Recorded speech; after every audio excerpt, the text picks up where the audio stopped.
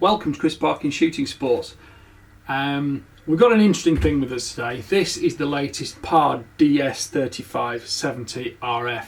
This is a digital day or night vision range finding rifle scope, and it also has PARD's onboard ballistic calculator. Now you're going to have to bear with me a little bit today. I've had this for 1 week. I've spent my time setting this up, zeroing it and using it at night and in daylight. So rather than, producing some fantastically refined, honed script and beautiful soundtrack and lots of slow motion la-di-da, I've actually concentrated on what I think is good about this, perhaps what I think is bad about it, which ain't a lot, and I really want to tell you all about it because I am personally very impressed. Please stick with me, watch the whole review because there is a lot of detail to cover. But one thing I will say about this in brief detail is this is just a stratospheric move on from PARD, and I think it's fair to say it's got quite a few advancements over other items in similar specification of the night vision industry as well. And where everybody is massively concerned about what's the best image quality, what's the best this, what's the best that. Well, this has great image quality, but frankly, if you're a digital night vision user or any kind of night vision user, the big element is that everybody ignores what illuminators you're using. Although the PARD has an onboard illuminator, most of this footage was filmed with a PBIR X illuminator, which is one of my go-to things. And I've also done some stuff with the night vision onboard footage as well, so with the onboard illuminator footage, and I've compared and contrasted, and I've got a particular clip of some deer at about 350-400 meters with stage 1, 2, 3 on the onboard illuminator, and then with the PBIR switched on. So please stick with me, and you're going to see real world usage of this, not some laboratory produced data or, let's face it, some Lightroom enhanced la-di-da-di-da, because I don't do that. I just give you what I give you. So,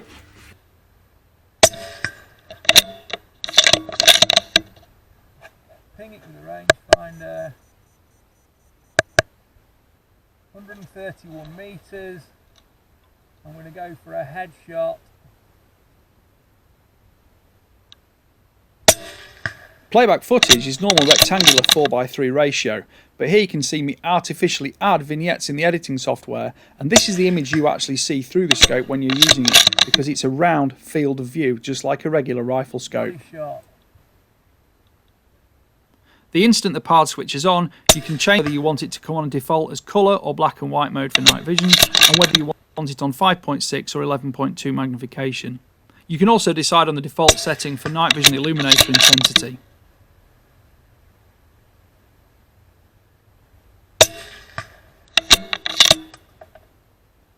Let's start with it. Number one, this uses a tube, so you can fit it on just as you would with normal rings. The scope does actually come with a set of 30mm Picatinny rings. I haven't particularly used those because this one fit my rifle, but that is that. And it also uses a secondary, easily removed, easily changed 18650 flat top battery. That is so easy to change if necessary, although it did give me easily a 5-hour runtime without the illuminator switched on. But how easy is that going to be to change at night? So let's work from back to front. On the front, you've got a flip open lens cap, blah de blah de blah, and it also has, you can see on the front, you've got an aperture in there, so you can change in daylight the aperture size. And in daylight, where you don't necessarily need the full capability of the sensor within, having a closer aperture does give you greater depth of focal field. Moving backward, on top here we've got the thing, and I've kind of christened this the Star Trek Enterprise, and I think maybe I've heard that from somewhere else as well. I quite like the shape of it, the way it leans forward. But essentially it's separating the illuminator on the left side, which is here, and the laser rangefinder on the right side. And the illuminator itself is being separated away from the scope a little bit higher up, which minimises any reflection you get off the back of moderators and things like that. You can also slacken off this illuminator here, and you can change the lens position, so you can actually move the lens slightly. It's on like a spherical mount, so you can move it as you want it, nip that back in place, and it does change, specifically if you want to set it for longer shots or for shorter shots, generally whether you might be shooting it on a foxing rifle versus an air rifle for ratting, for example. On the ratting rifle you might want to just tip it down, bring it in a bit closer, and that's great because it just allows you to do that. The laser rangefinder we'll come to in a minute, but that's part of that there. So essentially the controls are, you've got a press button on top and a rotating dial. This on the side here is just the battery cap, as you've seen, and on the left side it doesn't do anything, it's just visual and it's part of what's holding the battery in terms of its architecture. I'm actually going to change all this in a minute and you'll see that when I get to it, but as I say, I'm not going to rush through this because I don't want to. There's a little indicator on the top here which shows you which polarity to put the battery in, easy peasy, and this on top control, which is just press it down, short holes, long holes, or rotating, clockwise, anti-clockwise, is staggeringly easy to use. It is a massive, massive bounce forward over clarinet style push buttons, working backwards and forwards trying to find things in the dark. Not that these are specifically the controls you do need immediately in the dark, but essentially, just to jump into one of them, you basically change magnification from 5.6 to 11.2 times magnification with just clockwise rotation. You don't click anti-clockwise to come back down, you just click it clockwise to go up, or clockwise to go down, or clockwise to go up and clockwise to go down again. That's sort of slightly counterintuitive at first, but it works fine when you're actually using it, and I'll go on to tell you why it clicks anti-clockwise as well. The on button is on the left hand side here, about a 3-second hold down switches the unit on. Press it again, it goes into dimming mode, and if you hold it down, obviously it'll do the full switch down as well. On the right side here, it's got a USB-C port, which the USB-C cable is included for charging on board, and you've also got the port here for a micro SD card, which is what controls and records all your video and stills footage. I'm using a 32 gig SanDisk card. Something similar to that is perfect. There's also a video output if you're going to need it for anything, but I'm not going to do that. I'm going to move on to something else.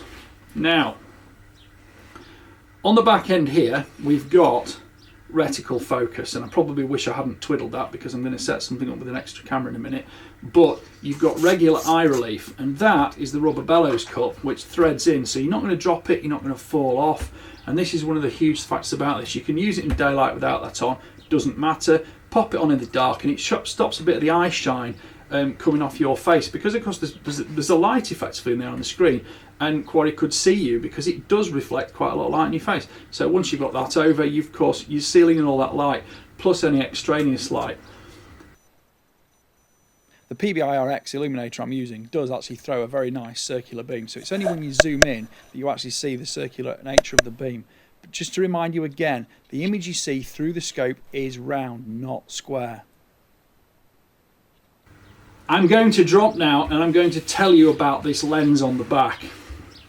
Now, critically, you will not have a problem with this lens. This lens has been extremely well ground. And unlike some night vision units where you're looking through into the eyepiece and you kind of find yourself, if you move even the slightest little bit, it seems to be out of focus, and it's not out of focus. You're continually chasing focus. It's not that it's out of focus, it's the fact that the lens doesn't present a uniform flat focal field of view. This one does. This is stunningly improved over any other I have ever seen. So if you want to prove me wrong on that, send me something better, but until then, that's the best one I've seen, full stop. It is a joy to use, and a couple of my friends who, very serious shooters, one night vision shoots with me all the time, Dave, and Chris, the other one who is not such a night vision shooter, both of them, especially Chris, who is used to using very high-end rifle scopes, just went straight behind that as if he would a normal rifle scope, and he couldn't notice what was different about it. And I said the different thing about it is you are not straining, you are not struggling at all. Dave also agreed with me. He shoots with me all the time at night, and he said that's just fantastic. And I said yes, it is. I agree completely. The other big deal is the fact that inside, where you're normally used to looking at a square or 4.3 aspect ratio screen, 4 to 3 aspect ratio screen, this one gives you a perfectly circular image. So it is identical to looking through a regular daylight rifle scope. It's just no different. It's beautiful, and because of the way the menus are presented and the icons are presented on screen, you never feel you're trying to look up and move up and look into the corners of the screen to see the battery display or the runtime or the distance or anything like that. Everything is presented in this nice circular field of view. Now when you video through this, That circular field of view doesn't appear on screen when you watch the footage afterwards. It gives you the normal 4:3 aspect ratio sort of rectangular image. I can cheat on that and bring in things to make it look like that on video, but I'm probably not going to need that, because I'll tell you something else in a minute. Here you can see footage recorded on the camera, but I've actually added artificial vignettes so that on this screen, so when you're looking at it on YouTube, it looks circular, just like you see it through the rifle scope in use.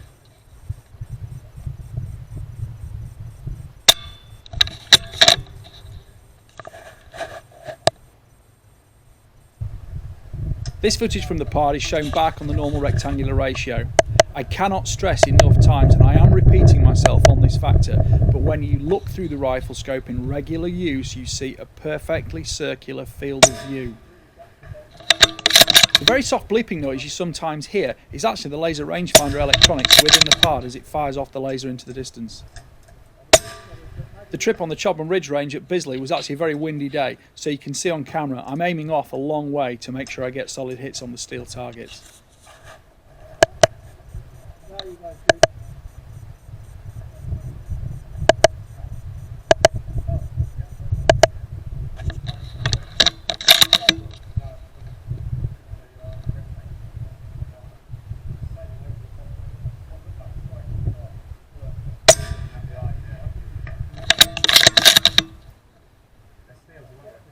Perhaps not always bulletproof.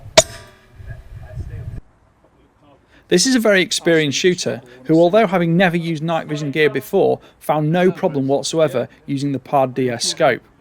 The rubber bellows eye cup isn't in place, it's 100mm of eye relief, it's very conventional in normal ergonomic and tactile perception.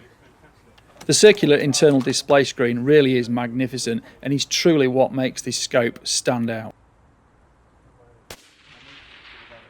So essentially, anyway, looking through that, it is superb because you get a circular field of view just like a normal daytime scope, and there are no icons hidden up and down in the corners left, right and centre.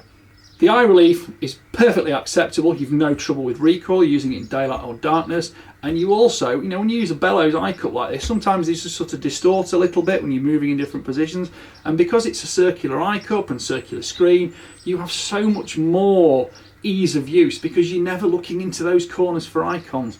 Now what I'm going to do, I'm going to just pause on this video a moment because I'm actually going to fit a trigger cam 2.1 on the back of here, because what I'm going to try and do is I'm going to try and film through the scope while I'm presenting it, because although it records video and stills, it doesn't record the menu structure when you're changing anything like that, and I thought that might be quite good because I'll be able to show you that on screen. Now if it is a tiny bit out of focus, blame this and forgive me, because you're trying to focus several things together simultaneously, and you're not going to be using that real time on one of these because this does it all for you. This is purely just for demonstration purposes so I can show you what I'm doing.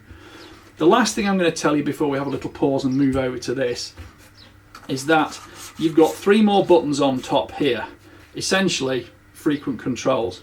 The left button, long hold, change from day to night mode.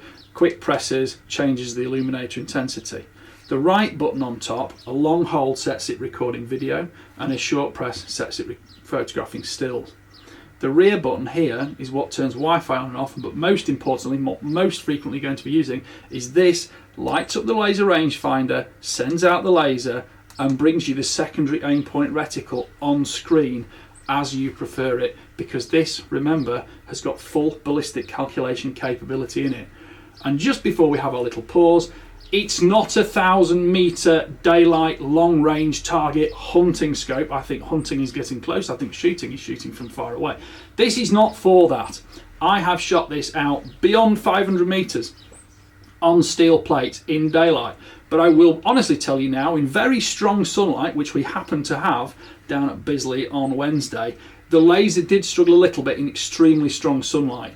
But in all the night vision use, which you're going to see on screen, never once did it fail. And of course at night vision you can see that little soft fluttering pinging in the distance of where the laser is lighting up on screen and where it's actually striking near your target. And of course you just put that little pulsating gentle dot onto your quarry, boom, comes back, gives you the range in metres or yards, and it then calculates and holds the secondary aim point. Lastly, that is done very quickly. You will see it on the footage I will put on this video. I just found it so easy to use. And at the end of the day, although it is fully operable in daylight with full colour mode or darkness mode, with apertures on the lens cap, with the lens cap fully open, fully closed, like I say, apertures in it, it is primarily a night vision scope for night vision hunting capabilities. So, on that note, let's pause and I'll put the trigger cam on. This is straightforward nighttime footage taken in normal hunting operation. The farmer told us the land was absolutely lifting with hares, and let's just say he was having a lot of problems with vehicles coming on and the hares drawing unwanted attention from trespassers. These are all going into the food chain, and a lot of the video is taken for demonstration purpose only, not that many were actually shot. But you can see just how easy it is to ping the hare with the laser. You can actually see the laser flashing on screen just above them, just above the crosshair. Drop it into the picture, ping the distance, and it generates the aiming solution almost instantaneously. The DS35 records audio as well as video, and those clicks you can hear are my finger pressing the rubber button on top of the scope, and of course the microphone is actually on the body of the scope, so it does sound artificially noisy.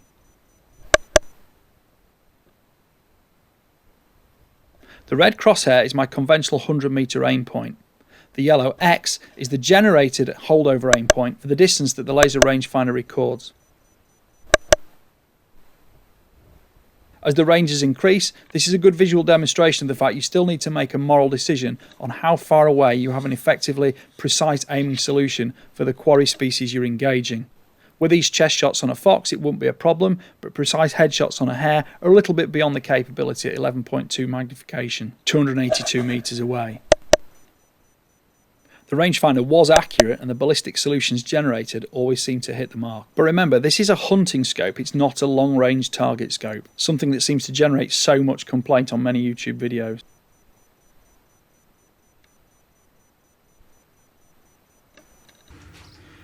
So, to put the trigger cam on, this is designed for daylight optics where you haven't necessarily got quite the same control structure, but it will work and it does. So I was going to just cut and do this off camera, but I'm going to do it on camera. So that goes on there. The trigger cam fits over the top, pushes forward and nips in position.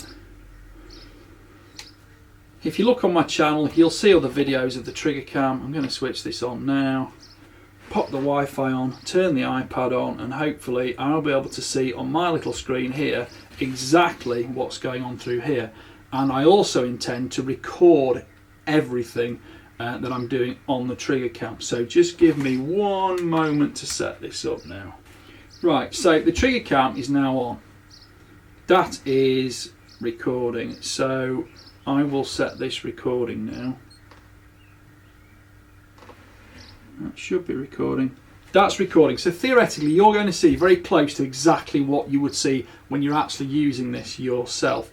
The trigger cam, the way it fits, it does compromise field of view slightly, but don't worry, when you actually see this thing in real life you get a beautifully clear round field of view, not a problem. But what I'm going to do is I'm just going to flick through a couple of the menu structures. So forgive me for also looking at my phone, because my phone tells me what's going on through the scope.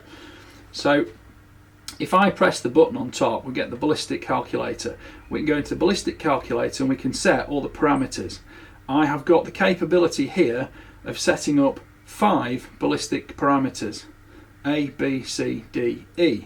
Now I've set 2 up because you may see on the bench here, this is a 223 rifle. I've been using 55 grain VMAX, but also 55 grain GMX because I've got hares to shoot and I need to avoid lead with those because they're for birds of prey. So looking through here, you can see on the screen what's going on. So if I just fake this and click to option C, I can set you up a new ballistic profile. So you've got velocity in meters per second, you've got the bullet weight in grams, bullet ballistic coefficient, altitude, which I put in at 50 meters, it's about me, temperature, I'm running about 8 degrees at the moment, scope height, I run at 50 millimeters. Remember, scope height is center of the scope to center of the bore line, measure it millimeters. You can set this all up in metric or imperial dimensions. And then lastly, you've got scope 0 range, so I'll run that at 100 meters. And if I just scroll back through to one of my profiles, which I don't really want to alter because they work really well, and you'll see some footage of me shooting steel and also shooting some live quarry. So I'm running at 914 meters per second, which is 3,000 feet per second. Bullet weight's 3.6 grams, 55 grains. G1 BC is 0.252. Altitude's 50 metres, temperature's 8 degrees, scope height's 50 millimetres, my zero range is 100 metres. Now if I then hold that down, that will save and go back to the menu, and it does. Great, it works on camera. I'm just going to double check I am recording. So if we now go and scroll with the top dial left, again apologies, you can't quite see the full field of view with the trigger cam, but you do when your eye is back here with the relaxed field of view. So what do we get to? We've done range unit selection. We can do that meters or yards. I'm a meters guy. Scrolling backwards and forwards, and you can see how easy it is because I'm not having to find other buttons. So if we now go to reticle adjustment, I'll show you the zeroing process. So I'm going to just dummy up and set up profile C because A and B are already saved for this gun with 2 different projectiles.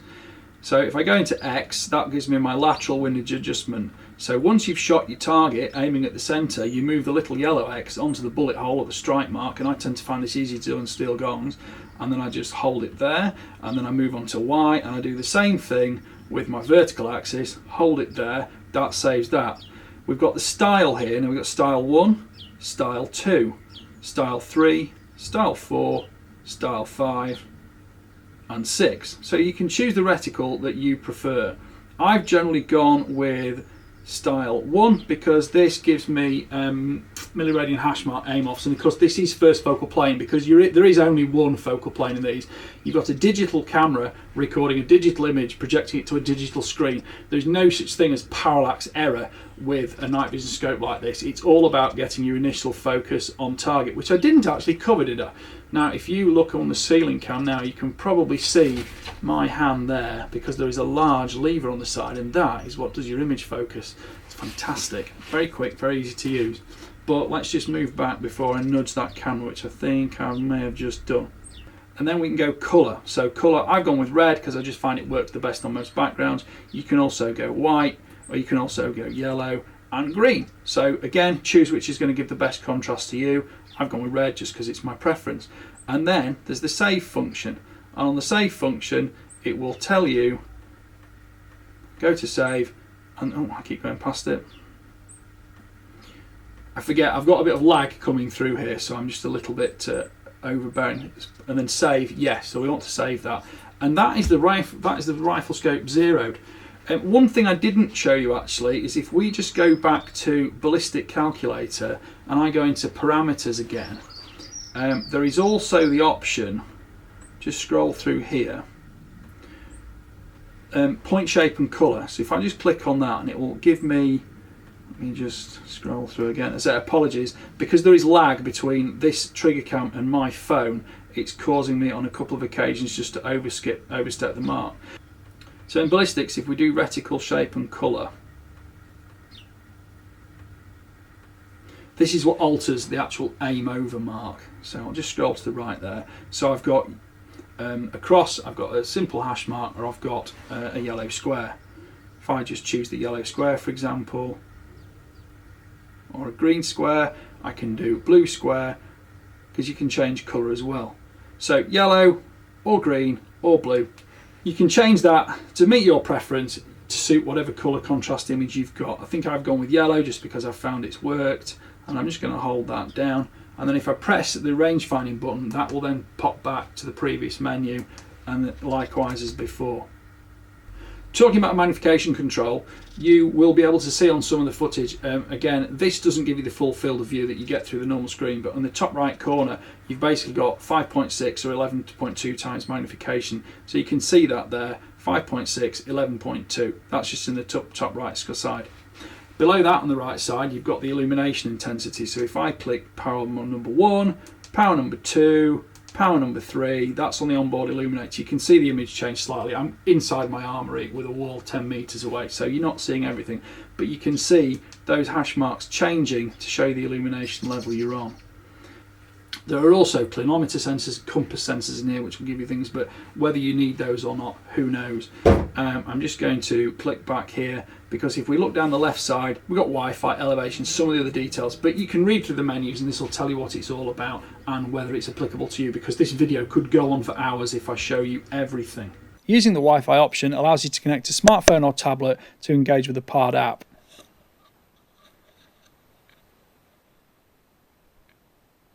The scope is supplied with a 3.7 volt 18650 rechargeable lithium ion battery. You get a neoprene protective case, a Type-C cable for charging and data removal, 30mm standard rings, an Allen wrench, rubber eye cup, quick start guide and user's manual, as well as an after sales card.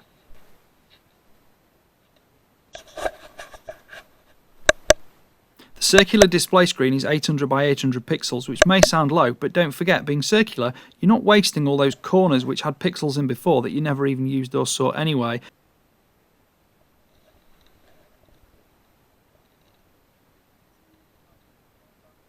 As well as fast zoom function control from the upper dial, you can also use a picture-in-picture function to give you on-screen magnification as well as larger field of view around the reticle.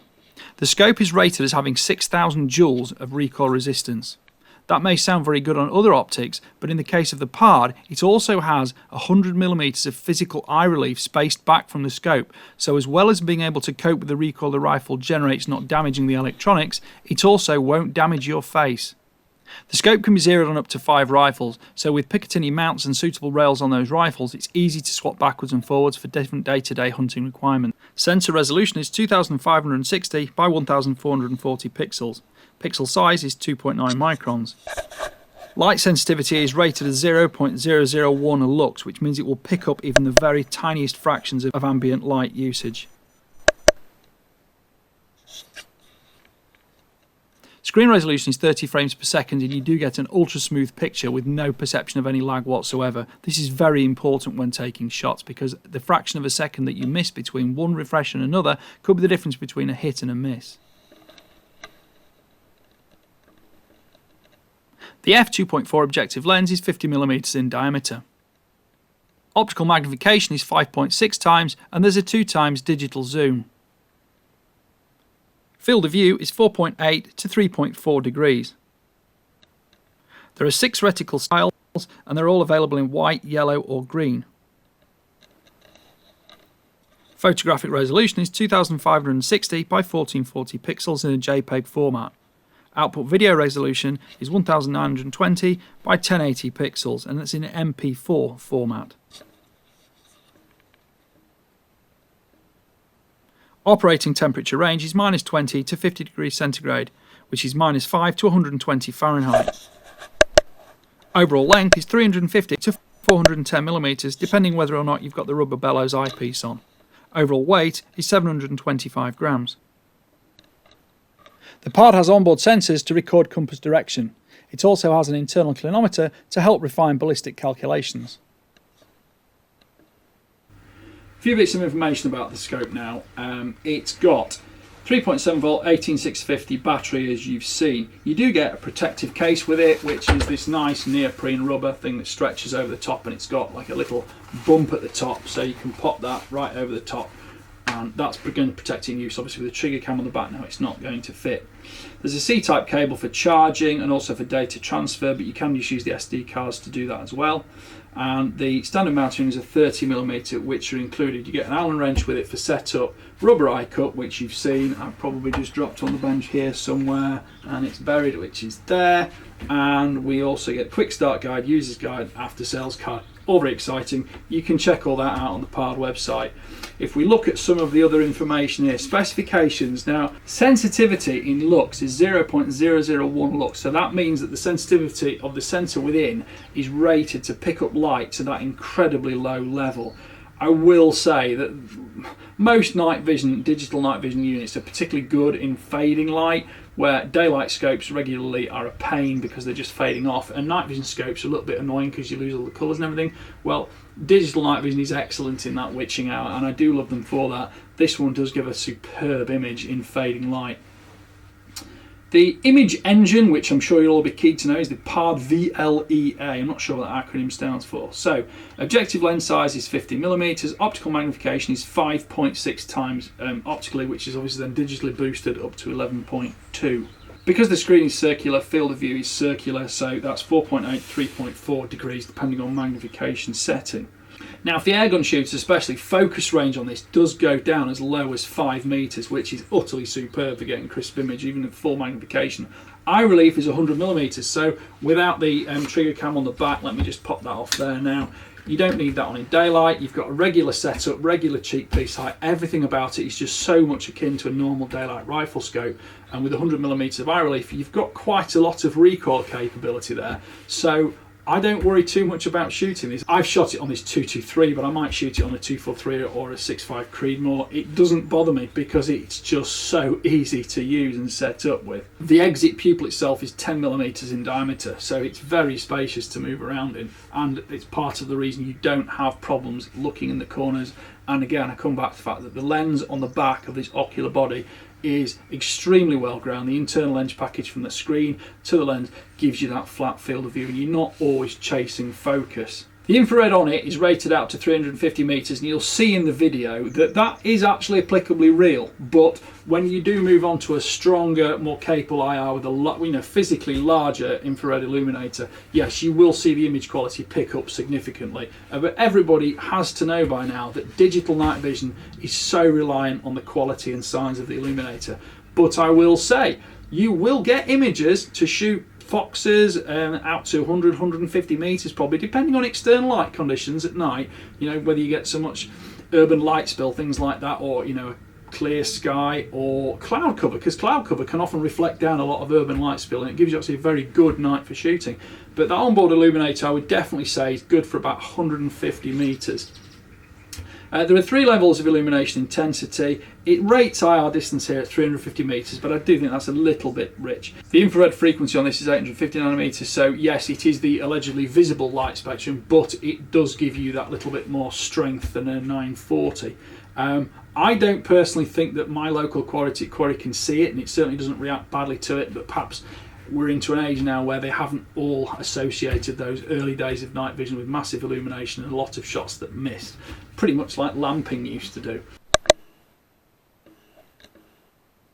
Here you can see me scroll through the 3 intensity settings for the onboard illuminator before switching off and powering back up with a PBIR-X, which gives significantly better range and image intensity, but at significant extra bulk and additional cost that not all users will require. Although it's great for taking longer range shots with shorter range zeros, it's also great for taking shorter range shots with longer zeros, and that's especially important when harvesting food for the table, where you need to make an ultra precise clean kill to avoid excessive meat damage. Screen resolution is 600 by 800 pixels, and of course, yes, that will in fact be a square screen internally, but you don't see that because it's actually cropped to give you the round screen. So that's one of the things that's actually stunning about this in terms of how easy it is to use.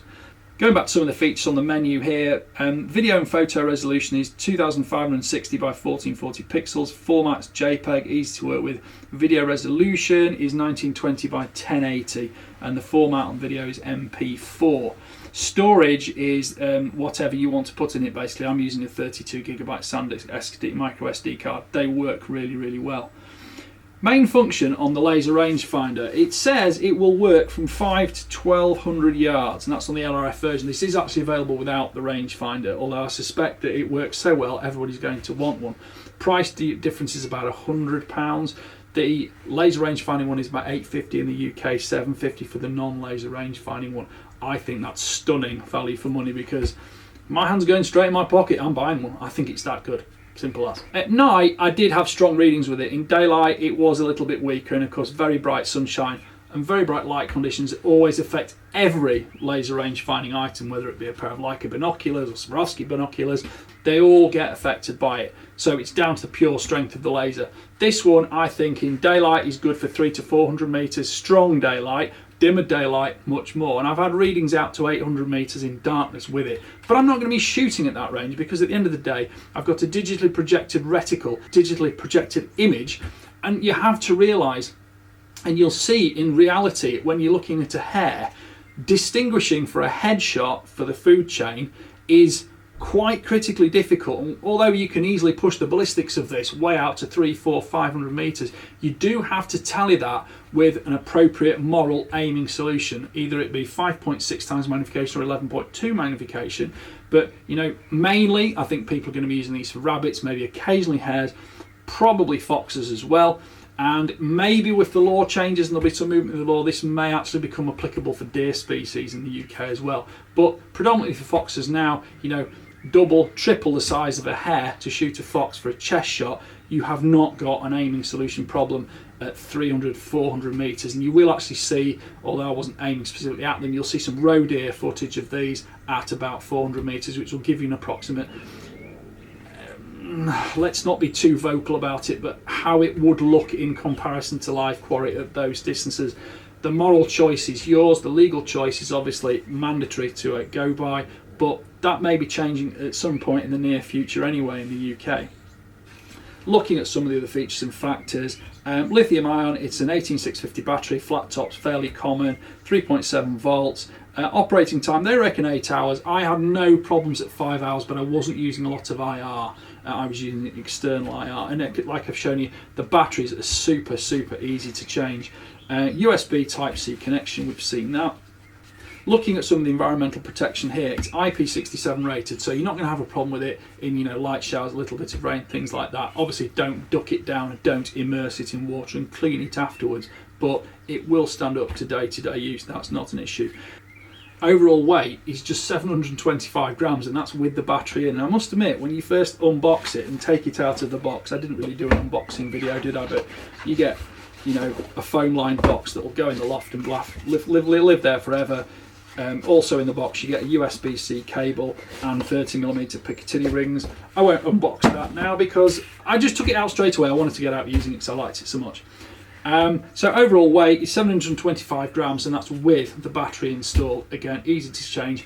I actually bought some extra batteries for this. They were about £11 each. I can keep those in my pocket at night. They'll be nice and warm if I actually need one. But as I say, 3-4 hours, I'm pretty much done on a night out. Some people will want them longer though, so having additional batteries you can just store in your pocket is easy because it keeps them warm against your body temperature, keeps them retaining capacity within. Anything else here in the instructions of any great interest?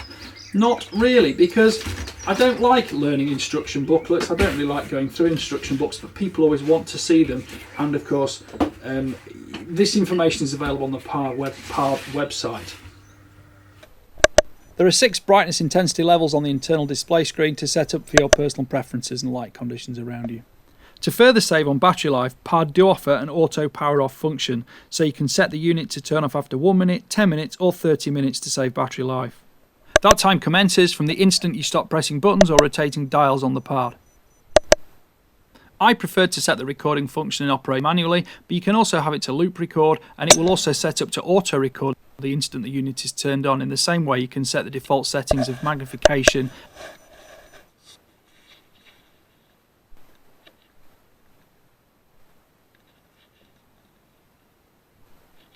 The PARD allows you to manually control exposure levels, so it will set up to automatically give you the screen levels and brightness you want on it. There are various languages available, and you can also format the memory card in the PARD unit or even return the unit to complete default settings so it appears back as it did from the factory. Well, thank you for watching that review. Forgive some of the difficulties of doing such a spontaneous live format, but I really wanted to tell you about this. I've only had it 6 or 7 days, and although I haven't had a fox yet, I've taken another quarry with it, and I really think it is incredibly easy to use. I love the focal control at the front, I love the daylight darkness capability, I love the way it's so easy to zero in daylight, because controlling the menus, as you'll probably see on camera with this button on top with the rotating dial, is very easy. And remember, if you ever see me overrun with it, that's purely because on the trigger cam there is a slight lag and I was moving a little bit too fast with it. That doesn't mean to say that when you're looking through it, you're getting it all real time. The 3 simple button structures here are very easy to use. Learning the controls is simple, and the battery life, as I say, for about 4 to 5 hours I've had no problem with at all. Eyepiece focus is easy, you get a great crystal picture with it, and of course being a round image, it is so much more accessible, so much easier to use, so much more akin to a normal rifle scope. And frankly, in very good light conditions, people who just go onto this rifle don't really even know it's a digital night vision scope. It is that good in daylight. And I think it's really good in the dark as well, because with this PVI-RX on it, I have had so little problem, and I've just used the clamp-on mount to go about there on it, and it has just been very, very accessible, because this also gives a nice soft round light, and you don't get the sort of striations running across the viewpoint. So I can thoroughly say that is my combination now for the foreseeable future. Well, thank you for watching. Please like, subscribe, comment. Don't forget to click the notification bell. And your subscriptions are what bring people to me to send me kit to review for you free of charge. And it pays for people like Hornady to supply the ammunition, which is the fuel for my testing procedures. Go to the end of the video, because there is also a click on link for the British Shooting Show 2023. Tickets next year also include the car parking, and there's a nice notification on there, so you can just click to that. It takes you straight to the website. Thank you for watching. Bye for now.